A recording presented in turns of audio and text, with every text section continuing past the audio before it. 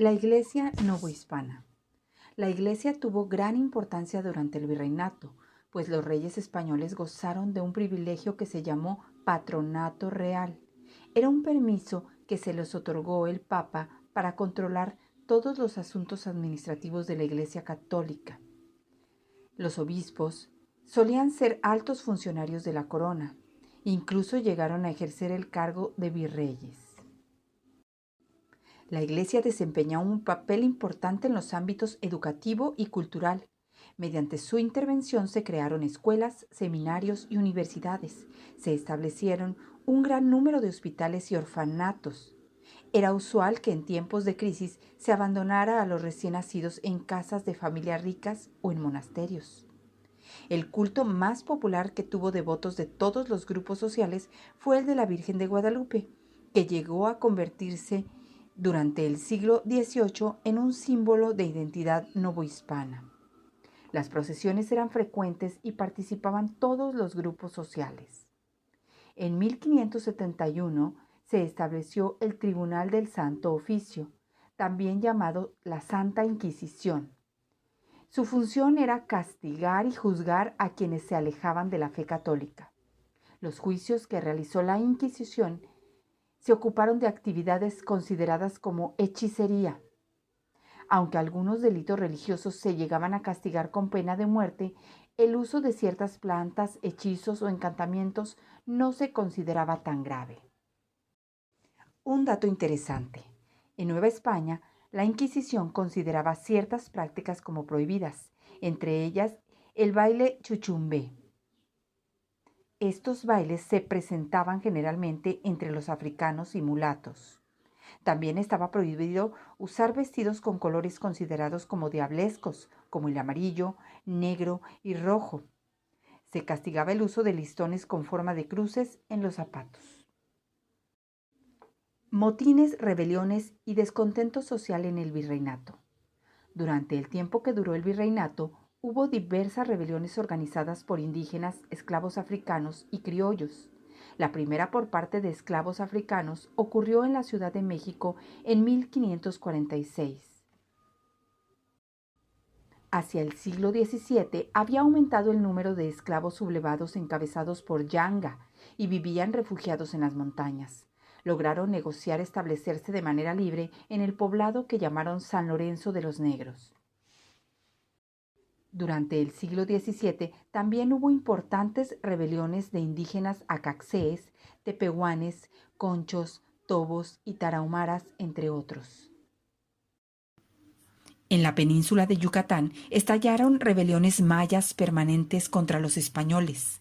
La encabezada por Jacinto Canec pretendía restablecer la cultura maya.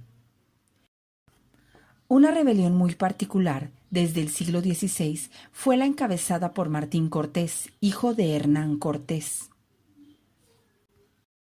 Debido a que la corona española decidió que los hijos de los conquistadores no podían heredar los bienes que sus padres habían conseguido en vida. En las ciudades hubo constantes motines debido al descontento de la población por las injusticias o la falta de alimentos. En 1692, en la Ciudad de México, hubo escasez de maíz y los más pobres organizaron una protesta para exigir al gobierno que les proporcionara ese alimento. Lograron que el virrey consiguiera maíz, además de otros alimentos, y que se produjera mayor cantidad de pan. En la segunda mitad del siglo XVIII, hubo una serie de protestas provocadas por la expulsión de los jesuitas del territorio novohispano. Motín, rebelión o levantamiento violento desorganizado de una muchedumbre contra la autoridad establecida. Un dato interesante. En la época novohispana, los esclavos podían obtener su libertad comprándola, es decir, pagando a su amo el dinero que éste había invertido.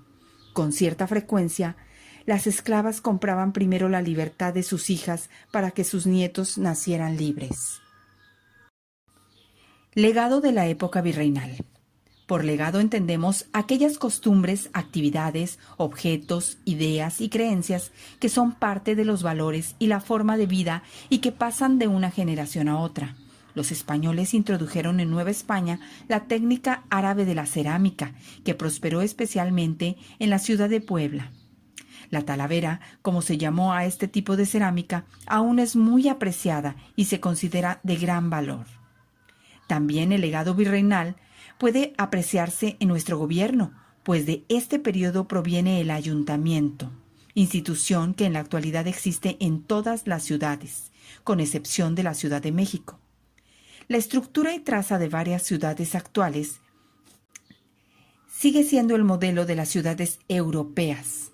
Saltillo, Oaxaca y Puebla, entre otras, tienen ese diseño. La arquitectura de esos años puede apreciarse en conventos, templos y edificios civiles de aquella época. Algunos están decorados al estilo barroco mexicano.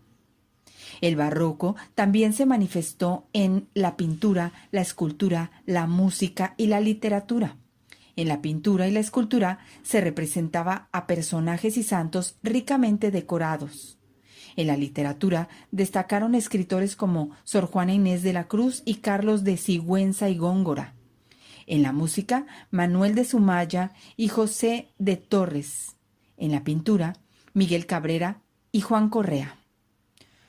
Otro ejemplo de legado del periodo virreinal es su influencia en la comida, como es el caso del mole, que se elabora con productos provenientes de Europa, Asia y varias regiones de nuestro país. Barroco. Estilo artístico que se caracteriza por estar sobrecargado de adornos, colores llamativos y la combinación de fuertes luces y sombras.